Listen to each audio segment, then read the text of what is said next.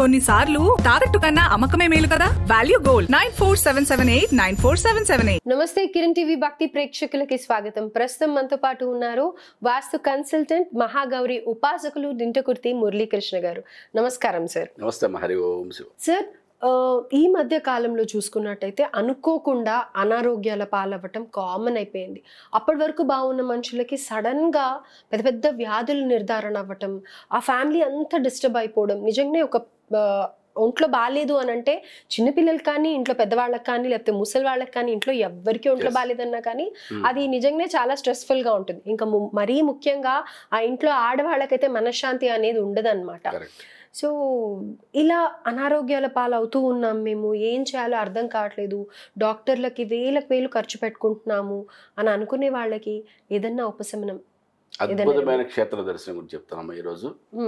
అంటే మొండి రోగాలకి నయం అవ్వడానికి కానీ, ఓకే, అంతు చిక్కని రోగాలకి నయం అవ్వడానికి కానీ ఇదొకటే కాదు.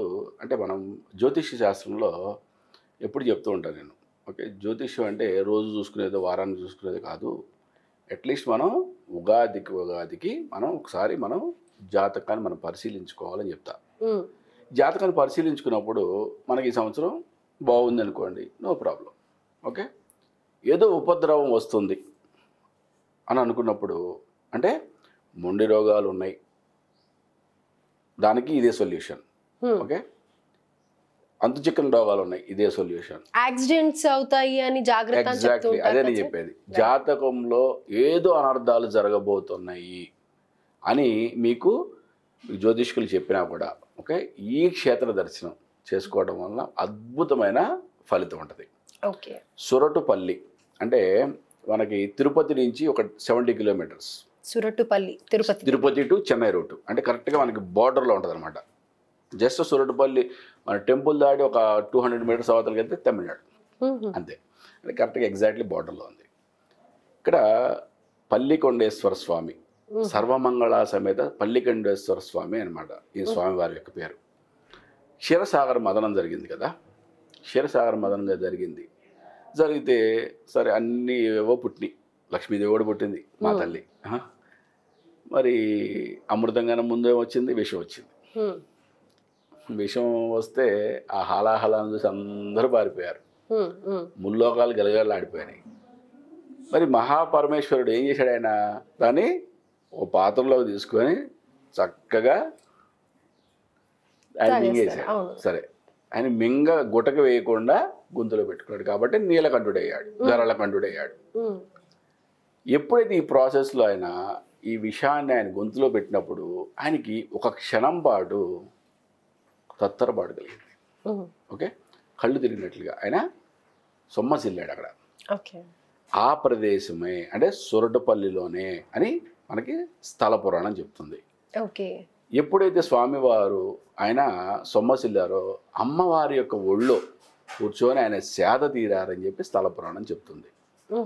అంటే అక్కడ విగ్రహం కూడా మనకి ఇండియాలో ఉన్న అన్ని విగ్రహాలకి భిన్నంగా, అంటే శివుడు అనేది అసలు ఫస్ట్ ఆఫ్ ఆల్ విగ్రహ రూపంలో ఉండటమే చాలా అరుదు. నార్త్ ఇండియాలో తప్పితే సౌత్ ఇండియాలో ఉండదు. బట్ ఇక్కడ ఎగ్జాక్ట్లీ అంటే మనకి సెపరేట్గా మనకి ఎక్కడైతే విష్ణువు అనంత పద్మనాభ స్వామి ఎలా అయితే సేన భంగిమలో కనిపెడతాడో, అమ్మవారి పాదాలు ఒత్తున్నట్లుగా లక్ష్మీదేవి ఎలా అయితే కనిపిస్తుందో, ఇక్కడ విరుద్ధంగా పార్వతీదేవి ఒళ్ళో శివుడు సేద తీరుతున్నట్లుగా ఉంటుంది అన్నమాట విగ్రహం. చాలా అద్భుతంగా, అంటే ఇలా శయన రూపంలో ఉంటుంది. ఓకే. నెక్స్ట్ ఇక్కడ దక్షిణామూర్తి స్వరూపం కూడా చాలా అద్భుతమైన దక్షిణామూర్తి స్వరూపం కూడా కొలువై ఉంది. అంటే జ్ఞాన సముపార్జన కోసం విద్యల్లో ఒక మంచి ర్యాంకులు సంపాదించాలి, ఓకే, విద్య బాగా అభివృద్ధి చెందాలనుకున్న వాళ్ళకి కూడా ఈ క్షేత్ర దర్శనంలో దక్షిణామూర్తి యొక్క పూజ చేయించుకోవడం కూడా చాలా అద్భుతమైన పరిహారంగా చెప్పచ్చు. అంటే ఒక అద్భుతమైన క్షేత్రం, చాలా మహిమాన్వితమైన క్షేత్రం, అద్భుతమైన క్షేత్రం. స్థల పురాణంలో చాలా మహిమగల క్షేత్రం. అంటే ఒకసారంట శంకర పీఠాధిపతులు చంద్రశేఖర స్వామి, పెద్ద స్వామి వారు, నడిచే దేవుడు, ఆయన ఒకసారి ఆయన దర్శనానికి వెళ్ళారు ఇక్కడ సురటుపల్లి. ఆయన మంత్రముగ్ధులైపోయారంట ఆయన చూసి, ఆ విగ్రహాన్ని చూసి. అంటే అన్ని దేవాలయాల్లోనేమో మరి విష్ణువు పడుకొని ఉంటాడు, శివుడేమో ఆయన పక్కన ఆయన చేతి కింద పక్కన ఎక్కడ ఉంటాడు ఆయన, ఇక్కడేమో శివుడు పడుకున్నాడు, ఆయన పాదాల దగ్గర ఏమో విష్ణువు ఉన్నాడు అని చెప్పి ఇదే విచిత్రమో కదా అని అన్నాడు. అంటే భగవంతుడు ఏ రూపంలో ఉన్నా కానీ ఒకటే అని మనకి చాలా విధాలుగా ఆయన చెప్పారు. ఓకే, మనం మూర్ఖులు. ఓకే, ఇప్పటికి కూడా, ఎందుకంటే ఈ మాట ఎందుకన్నానంటే నేను ఇంత మనం భక్తి మార్గంలో నడిచేవాళ్ళం కూడా ఇవాళకి కూడా శైవము వైష్ణవం అని చెప్పి మాట్లాడుకుంటున్నామే, విడదీస్తూ మాట్లాడుతున్నామే. ఇంతకన్నా దౌర్భాగ్యం అని ఉందా? వాళ్ళ స్వాములు అందరూ కూడా శివపురాణంలో క్లియర్గా శివుడు విష్ణువుని ఆరాధించినట్లుగా ఉందే, మరి విష్ణువు ఆయనకి ఎప్పుడు ప్రాబ్లం వచ్చినా శివుని ఆరాధించినట్లుగానే ఉందే క్లియర్గా. మరి ఎక్కడ వీళ్ళిద్దరికి అసలు భేదం ఎక్కడుంది? అభేదం అభేదం అని ఎన్నిసార్లు వాళ్ళు చెప్పారు. కానీ మనం మాత్రం ఇంకా ఇప్పుడు కూడా శైవం వైష్ణవం శైవం వైష్ణవం అంటే ఈ మధ్య కాలంలో మరీ ఎక్కువైంది కాబట్టి నేను ఇక్కడ మరీ నేను పాయింట్అవుట్ చేసి చెప్పాల్సి వస్తుంది. ఓకే, అసలు అభేదం. ఓకే, భగవంతుడు ఒక్కడే, గుర్తుపెట్టుకోండి.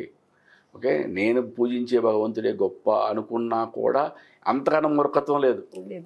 ఓకే, ఈ యొక్క అద్భుతమైన క్షేత్రాన్ని ఎవరైతే ఆరోగ్య సమస్యలతో బాధపడేవాళ్ళు కానీ, లేదా జాతకరీత్యా మాకేదో ఉపద్రవం రాబోతుంది, మాకేదో అపమృత్యు దోషాలు వస్తున్నాయి అని అనుకున్న వాళ్ళు అద్భుతంగా ఈ యొక్క క్షేత్రాన్ని సందర్శించండి. చాలా అద్భుతంగా డెవలప్ అయింది ఇప్పుడు ఈ మధ్యకాలంలో. అక్కడ ఇప్పటివరకు అయితే వసతి ఏర్పాట్లు లేవు కానీ, బట్ ఇప్పుడు వసతి ఏర్పాట్లు కూడా ఈవో గారితో నేను లాస్ట్ టైం నేను కలిసినప్పుడు మాట్లాడినప్పుడు వసతి ఏర్పాట్లు కూడా స్టార్ట్ చేస్తున్నాం అని చెప్పారు. చాలా అద్భుతంగా డెవలప్ అవుతుంది ఆ టెంపుల్. మహాశివరాత్రి చాలా కన్నుల పండుగ జరుగుతుంది, చాలా అద్భుతంగా జరుగుతుంది. తమిళనాడు భక్తులు చాలా ఎక్కువగా వస్తారు, స్వామివారిని అంటే విపరీతంగా ఆరాధిస్తారు. అక్కడ ఎక్కువగా తమిళ సాంప్రదాయాలను పూజలు జరుగుతాయి, ఎందుకంటే బార్డర్లో ఉంది కాబట్టి. చాలా అద్భుతమైన క్షేత్రం, సూపర్. అంటే వెళ్ళిన వాళ్ళు మాత్రం 100% రిజల్ట్తో మళ్ళీ ఆ స్వామివారి యొక్క కృపా కటాక్షాలతో వస్తారు. రైట్, ఆరోగ్యంగా వస్తారు డెఫినెట్గా. And at the same time ఎవరైతే పిల్లల చదువు గురించి కోరుకుంటున్నారో వాళ్ళు పిల్లల్ని కూడా తీసుకొని వెళ్ళడం వల్ల వెళ్ళాలి, జ్ఞానం కూడా పొందుతారు. అక్కడ దక్షిణామూర్తి స్వరూపం ఉంటుంది, అక్కడ స్వామివారికి పూజ చేయించడం ద్వారా కూడా మంచి అద్భుతమైన జ్ఞాన పరిజ్ఞానం పెరగడం, చాలా అద్భుతంగా వాళ్ళ పిల్లలు అనేది చదువుకోవడం కూడా మంచిగా అవుతుంది. అంటే చాలామంది అంటే ఫీడ్బ్యాక్లు కూడా ఉన్నాయి వీటి మీద. ఓకే, స్థల పురాణంలో చెప్పారు అని ఊరికి చెప్పుకోవడం కాదు, మనం మరీ ఈ పర్టికులర్గా ఈ టెంపుల్స్ గురించి ఎందుకు మాట్లాడుకుంటున్నాం, వాటి యొక్క ఫీడ్బ్యాక్స్ చాలా అద్భుతంగా ఎవరెవరికైతే జరిగిందని చెప్పారో మనకు చెప్పినప్పుడు ఆనందం ఉంటుంది కదా. ఇప్పుడు ఎంతోమంది ఎన్నో రకాలుగా వస్తారు, వాళ్ళ దగ్గర ఏదో పరిహారం చేసుకోవడం ఏమి ఉండకపోవచ్చు. తిరుపతి వెళ్తాం, తిరుపతి నుంచి 70 కిలోమీటర్ల దూరం, బస్ ప్రయాణం కూడా ఉంటుంది. మనకి చాలా తక్కువ వెళ్ళాలంటే బస్సులో కూడా వెళ్ళచ్చు, ఏముంది అసలు చాలా ఈజీ. ఎగ్జాక్ట్, అంటే దానికోసం సెపరేట్గా మనం వెహికల్ కూడా తీసుకెళ్లాల్సిన అవసరం లేదు. కాబట్టి చాలా ఈజీగా వెళ్ళే క్షేత్రం కాబట్టి 100% వెళ్ళండి. అద్భుతమైన క్షేత్రం, చాలా మంచి ఫలితం ఉంటుంది. Right sir. సో ఒక మంచి క్షేత్రం గురించి మా వ్యూయర్స్కి మీరు ఒక అవగాహన కల్పించారు సార్. డెఫినెట్గా ఎవరైతే ఆరోగ్యాలు బాగాలేదు, సడన్గా ఇలాంటివి విన్నాం మేము ఆరోగ్యం గురించి అసలు బయట పడలేకపోతున్నాము అని అనుకునే వాళ్ళు ఈ ప్లేస్కి విజిట్ చేస్తే కనుక డెఫినెట్గా వాళ్ళు కోరుకున్న వాళ్ళ ఆరోగ్యం ఇంతకు ముందులాగా ఎలా ఉన్నారో అలా వచ్చేస్తారు. And at the same time పిల్లలకు కూడా ఎవరైతే చదువుల్లో ఆటంకాలు కలుగుతున్నాయి అని అనుకున్న వాళ్ళు కూడా ఈ క్షేత్రం దర్శనం చేసుకున్నట్టయితే దక్షిణామూర్తి స్వరూపంగా స్వామివారి అవతారం ఉంటుంది కాబట్టి అక్కడ పూజలు చేయించుకున్నట్టయితే పిల్లలకి కూడా చదువులు చాలా బాగా వస్తాయని గురుగారు చెప్తున్నారు.